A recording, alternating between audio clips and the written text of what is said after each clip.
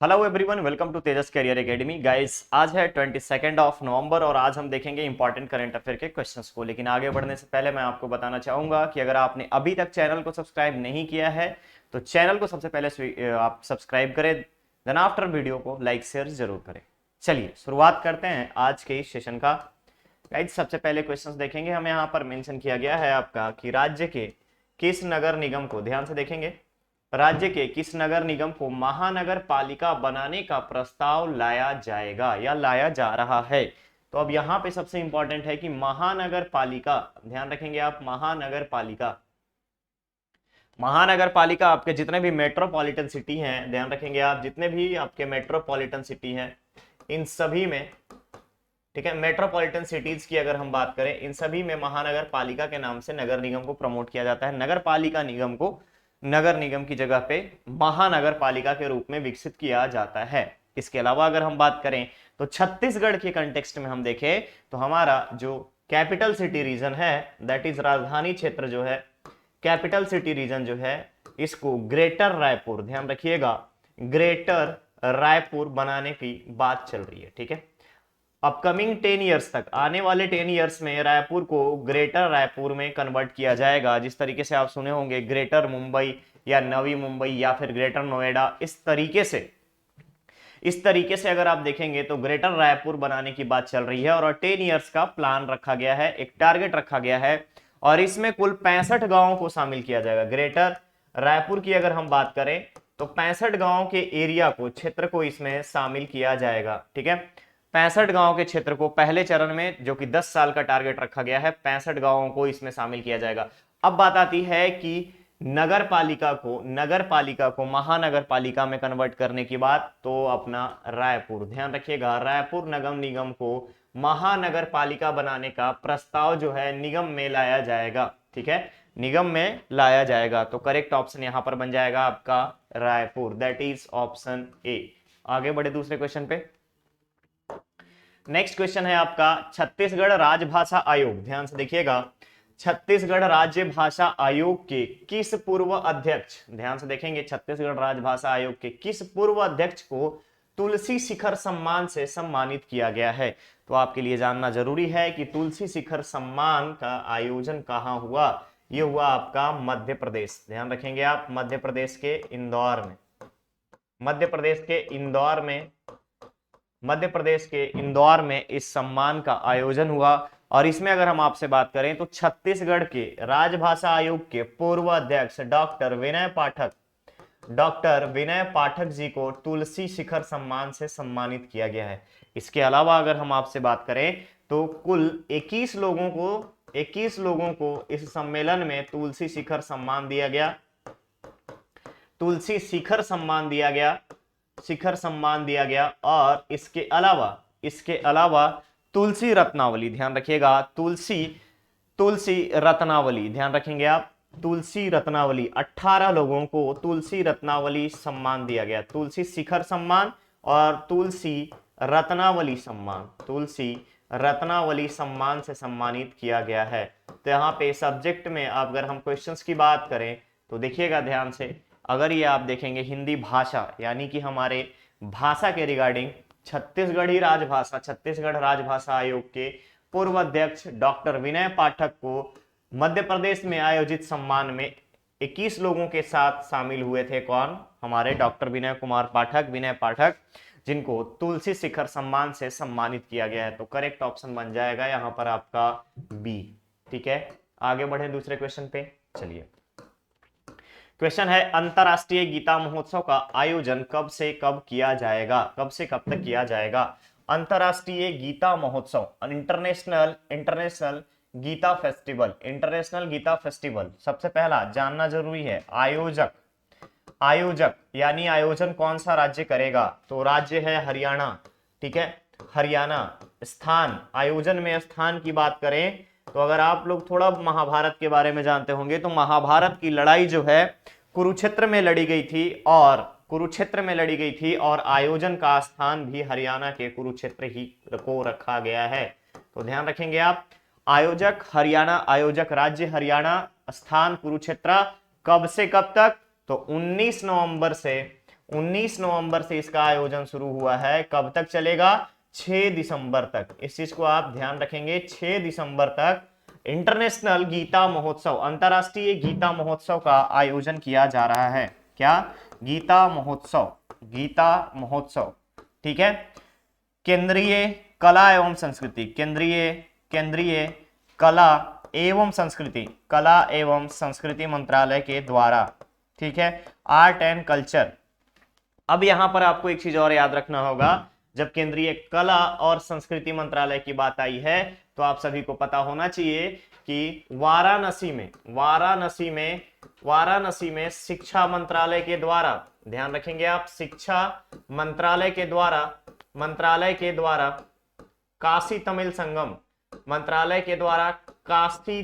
संगम का आयोजन किया जा रहा है। काशी तमिल संगम का आयोजन किया जा रहा है। और काशी तमिल संगम में अगर आपने नाम सुना ही होगा, इल्लई राजा, ठीक है, इल्लई राजा, इनकी प्रस्तुति से इस संगम का शुभारंभ हुआ, इल्लई राजा की प्रस्तुति से। तो यहाँ पे ऑप्शन में अगर आप देखेंगे अंतरराष्ट्रीय गीता महोत्सव के लिए, तो करेक्ट ऑप्शन बनेगा सी। 19 नवंबर से 6 दिसंबर तक का correct option will be C. इसके अलावा आपको जितनी भी जुड़ी हुई चीजें हैं इन सभी के बारे में आपको याद रखना होगा, ध्यान रखना होगा। ठीक है। कोई भी वीक चलाया जा रहा है, कोई भी हेल्थ से रिलेटेड, कला से, आर्ट एंड कल्चर से, हिस्ट्री से, क्लाइमेट से, कुछ भी चीजें ऐसी चलाई जाती हैं तो उसको आपको माइंड में रखना है। जब आप जियोग्राफी और इन्वायरमेंट एंड इकोलॉजी पढ़ेंगे वहां पे इन सभी चीजों को साइड में आप नोट पॉइंट की तरह मेंशन करते जाइएगा। ठीक है। चलिए आगे बढ़ते हैं दूसरे क्वेश्चन पे।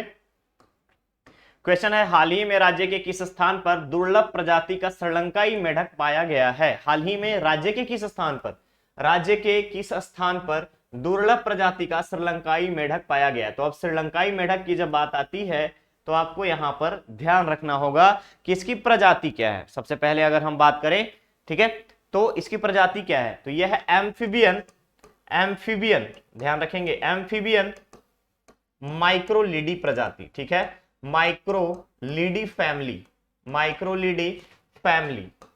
ध्यान रखिएगा, एम्फीबियन माइक्रोलिडी फैमिली। इसकी साइज क्या होती है? आकार, साइज 5 इंच, ठीक है, 5 इंच की इसकी साइज होती है हार्डली। ठीक है, 3 to 5 इंच, याद रखेंगे आप, 3 से 5 इंच तक की इसकी साइज होती है।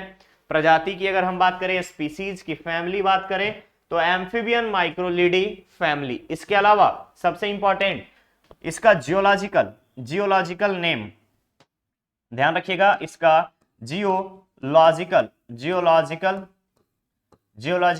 नेम, ठीक है, जियोलॉजिकल नाम क्या होगा? ठीक है, तो याद रखिएगा, ओपेराडॉन टोपेरो, ओपेराडॉन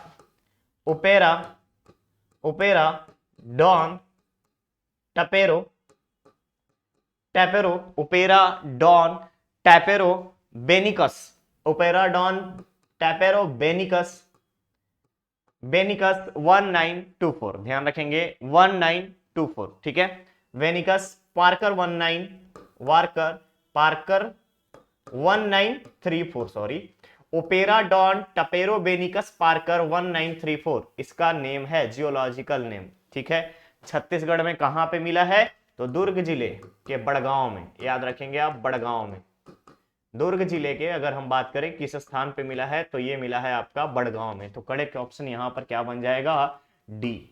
करेक्ट ऑप्शन क्या बन जाएगा आपका? Badgaon, that is D. ठीक है, याद रखिएगा, correct option will be D. आगे बढ़े दूसरे क्वेश्चन पे।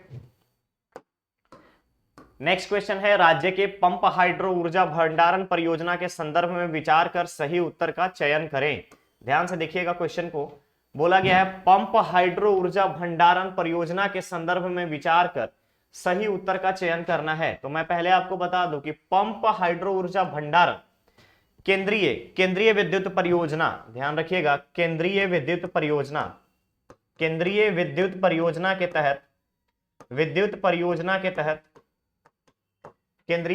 परियोजना के तहत पूरे देश में 63 स्थान को, अगर हम बात करें 63 साइट्स को सेलेक्ट किया गया है। और इन 63 साइट्स में से हमारे 5 जो हैं छत्तीसगढ़ के हैं, जिसके बारे में मैंने आपको पहले बता रखा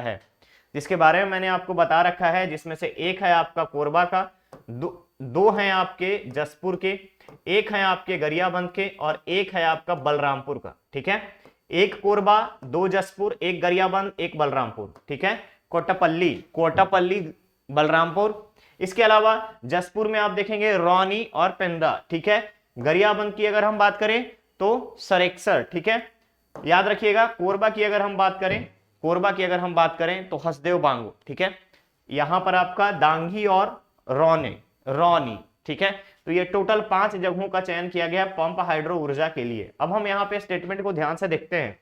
और सबसे पहले बात, इसमें एक चीज और याद रखिएगा कि केंद्रीय विद्युत परियोजना के साथ साथ वैपकॉस इस प्रोजेक्ट को हैंडल करेगा, ये भी चीज आप याद रखेंगे। तो हम यहाँ देखते हैं, पहला है पंप हाइड्रो ऊर्जा भंडारण के लिए राज्य के 5 स्थानों का चयन किया गया है। यस करेक्ट है।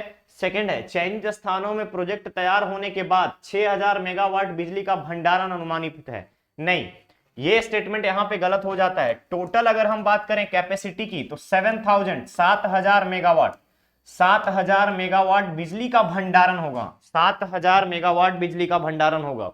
नेक्स्ट स्टेटमेंट को देखते हैं, इस परियोजना के क्रियान्वयन का रिपोर्ट तैयार करने की जिम्मेदारी वैपकॉस कंपनी को दी गई है। यस, ये करेक्ट है।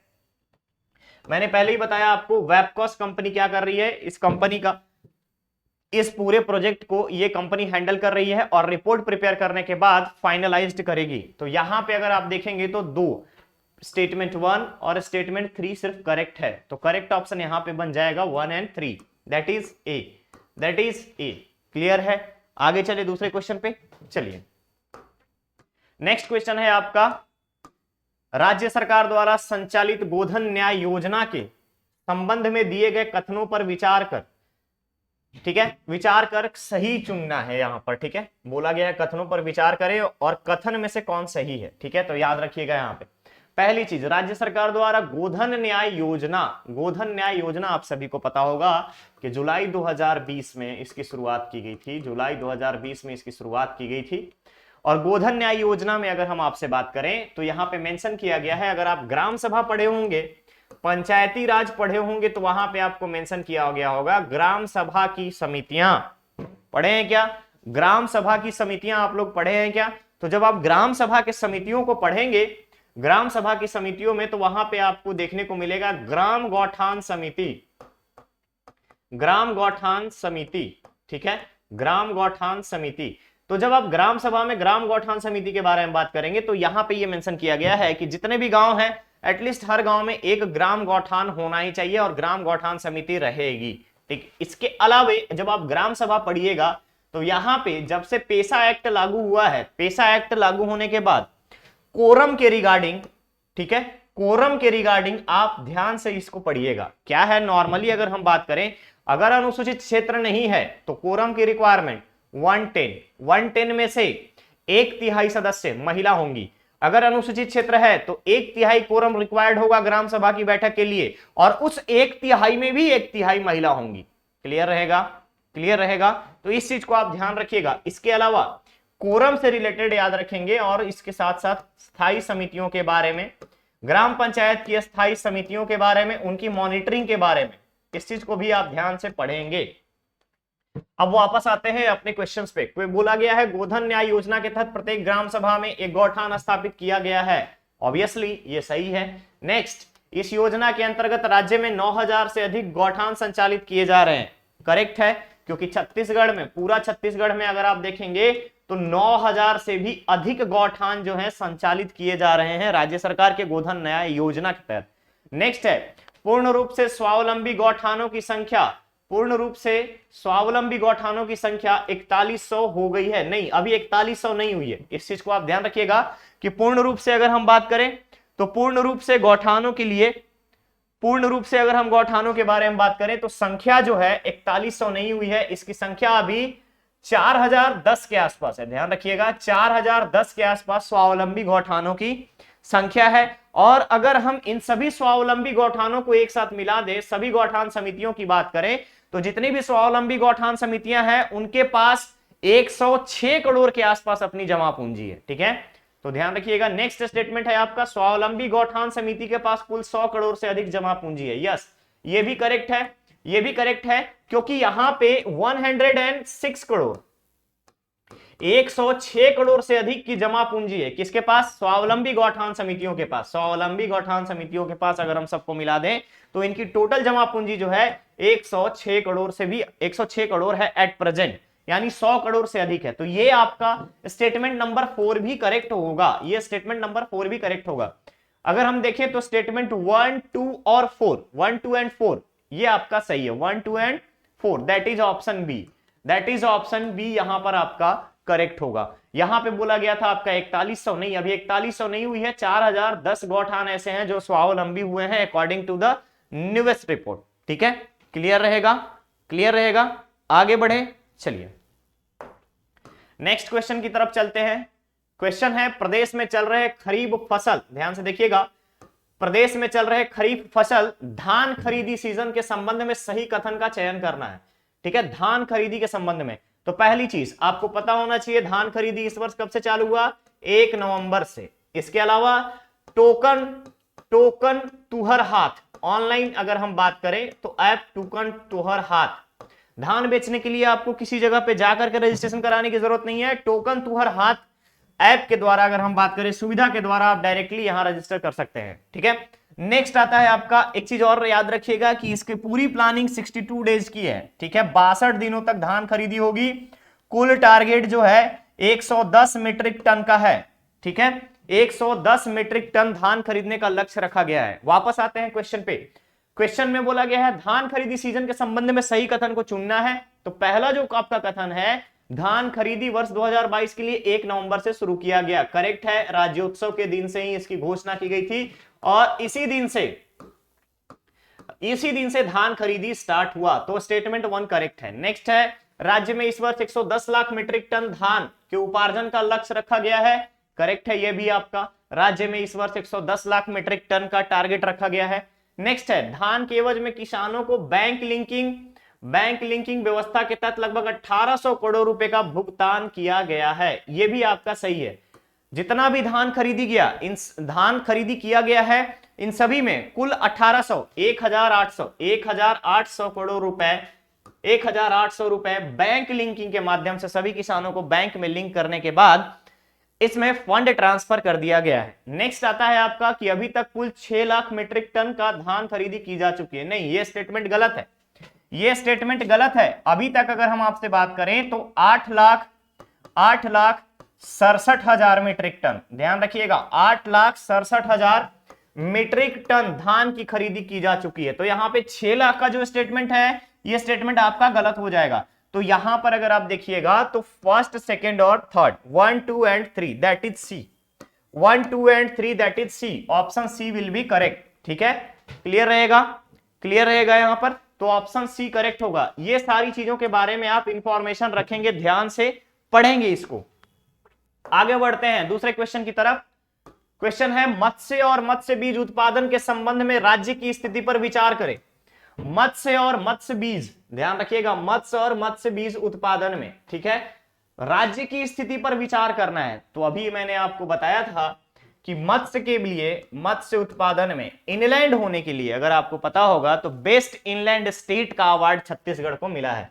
मत्स्य उत्पादन और मत्स्य के साथ साथ मत्स्य बीज उत्पादन, ठीक है, इसी के लिए छत्तीसगढ़ को राष्ट्रीय स्तर पे 2 पुरस्कार से सम्मानित किया गया। अब ये 2 पुरस्कार कौन कौन से हैं? तो पहला पुरस्कार है बेस्ट इनलैंड, ध्यान रखेंगे आप, बेस्ट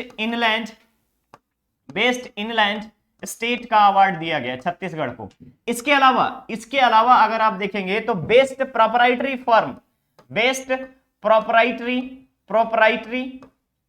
फर्म का अवार्ड भी छत्तीसगढ़ के धमतरी जिले के बगोदा गांव के एक्वाफिन को दिया गया है। ठीक है, ये चीज भी आप याद रखिएगा कि बेस्ट प्रोप्राइटरी फर्म भी छत्तीसगढ़ को अवार्ड मिला है। और किसे मिला है? तो ये मिला है आपका धमतरी जिले के, याद रखेंगे आप, धमतरी जिले के भारतबाला एक्वाकल्चर को, भारतबाला एक्वाकल्चर कहां का है ये? तो ये है आपका धमतरी जिले के बगौदा गांव, धमतरी जिले का बगौदा गांव, याद रखिएगा, बगौदा गांव। ठीक है, ये बेसिक इंफॉर्मेशन। इसके अलावा आप याद रखेंगे केंद्रीय केंद्रीय मत्स्य विभाग, विकास विभाग की अगर हम बात करें, विकास मंत्रालय की बात करें, तो पुरुषोत्तम रूपाला, केंद्रीय मंत्री पुरुषोत्तम रूपाला ने याद रखिएगा, केंद्रीय मंत्री पुरुषोत्तम रूपाला ने दमन में आयोजित कार्यक्रम में छत्तीसगढ़ को पुरस्कृत किया है इन 2 राष्ट्रीय पुरस्कार से। ये आपका ब्रीफ चीजें आप याद रखेंगे। अब बात आती है कि उत्पादन के संबंध में स्थिति पर विचार करना है, तो भू आवेष्टित राज्य होने पर भी मत्स्य एवं मत्स्य बीज उत्पादन में देश में 6ठे स्थान पर है। करेक्ट। छत्तीसगढ़ का जो रैंकिंग है मत्स्य उत्पादन और मत्स्य बीज उत्पादन में, छत्तीसगढ़ का जो रैंकिंग है पूरे देश में वो 6 नंबर पे है। इसके अलावा मत्स्य और मत्स्य बीज में हम बात करें तो 5.9 लाख और 302 करोड़ मीट्रिक टन मत्स्य और मत्स्य बीज उत्पादन, ये भी आपका सही है। नेक्स्ट है मत्स्य पालन के क्षेत्र में छत्तीसगढ़ को राष्ट्रीय स्तर पर बेस्ट इंग्लैंड स्टेट और बेस्ट प्रोप्राइटरी फर्म पुरस्कार से सम्मानित किया गया है, जो कि मैंने अभी आपको यहां पर डिस्कस किया है। उससे रिलेटेड आपका तीसरा स्टेटमेंट है, that is all statements are correct. यहां पे तीनों के तीनों स्टेटमेंट जो है आपके सही हैं, तो करेक्ट ऑप्शन बन जाएगा आपका डी। क्लियर रहेगा, करेक्ट ऑप्शन बन जाएगा आपका यहां पर आपका डी। आगे बढ़े दूसरे क्वेश्चन पे।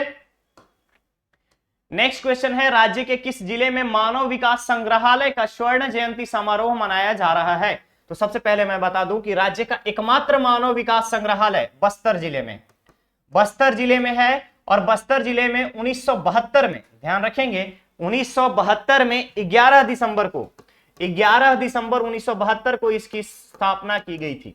11 दिसंबर 1972 को इसकी स्थापना की गई थी। और यहां पर 11 दिसंबर की अगर हम बात करें तो 11 दिसंबर को 50 वर्ष पूर्ण होने के उपलक्ष्य में स्वर्ण जयंती मनाया जाएगा। क्या मनाया जाएगा? स्वर्ण जयंती। ध्यान रखिएगा, स्वर्ण जयंती। तो कहां पर है आपसे पूछा जा रहा है, तो याद रखिएगा बस्तर में करेक्ट ऑप्शन बन जाएगा यहां पर आपका ए।